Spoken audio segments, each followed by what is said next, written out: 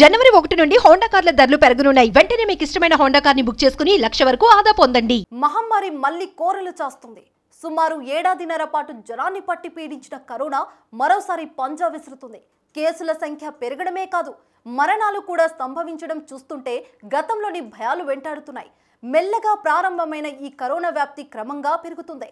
దీంతో ప్రజలు మళ్ళీ కరోనా మహమ్మారి పట్ల భయంతో వణికిపోతున్నారు. పెరుగుతున్న కేసులతో మరోసారి ఆంక్షల మధ్య జీవనం సాగించే పరిస్థితులు కనిపిస్తున్నాయి.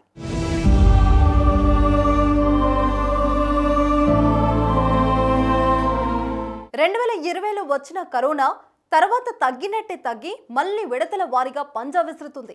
మొదటి వేవ్లో ఎందరో ప్రాణాలు తీసిన మహమ్మారి తగ్గినట్టే తగ్గి సెకండ్ వేలో కోలుకోలేని దెబ్బ కొట్టింది. ఇక ఒమిక్రాన్ రూపంలో ఒకసారి అందరినీ భయపెట్టింది. ఇప్పుడు మళ్ళీ కొత్త రూపం సంతరించుకొని మళ్ళీ ఆందోళన కలిగిస్తుంది. తాజా వేరియంట్ JN.1 ప్రపంచాన్ని వణికిస్తుంది. సింగపూర్, చైనా వంటి దేశాలతో పాటు ఇప్పుడు ఇండియాలో కూడా వేగంగా విస్తరిస్తుంది.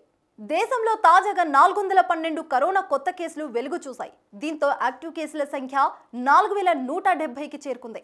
కేరళలో పరిస్థితి మరింత దారుణంగా ఉంది. ఆ రాష్ట్రంలో కేసుల సంఖ్య విపరీతంగా పెరగడంతో ప్రభుత్వం అప్రమత్తమైంది. ఈ మేరకు పలు ఆంక్షలను విధించింది.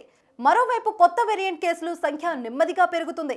ఇక ఆదివారం వరకు దేశంలో 63 JN.1 వేరియంట్ కేసులు నమోదయ్యాయి. అత్యధికంగా గోవాలో ఒకే రోజులో 34 కేసులు నమోదయ్యాయని ఆరోగ్య మంత్రిత్వ శాఖ తెలిపింది. గోవాతో పాటు మహారాష్ట్రలో 9, కర్ణాటకలో 8, కేరళలో 6, తమిళనాడులో 4, తెలంగాణలో 2 JN.1 కేసులు నమోదయ్యాయి. తెలుగు రాష్ట్రాలను కరోనా భయం వెంటాడుతుంది. తాజాగా ఏపీ, తెలంగాణలో కరోనా మరణాలు సంభవించడం ప్రజలు ఆందోళనకు గురవుతున్నారు. తెలంగాణలో తాజాగా 8 కరోనా కేసులు నమోదయ్యాయి. దీంతో యాక్టివ్ కేసుల సంఖ్య 63కు చేరుకుంది.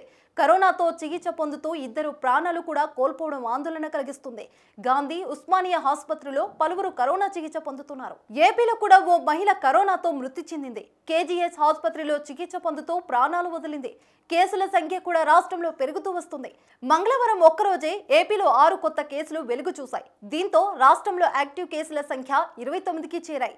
విశాఖ జిల్లాలో 5, శ్రీకాకుళం జిల్లాలో 1 నిన్న కరోనా మహమ్మారి బారిన పడ్డారు.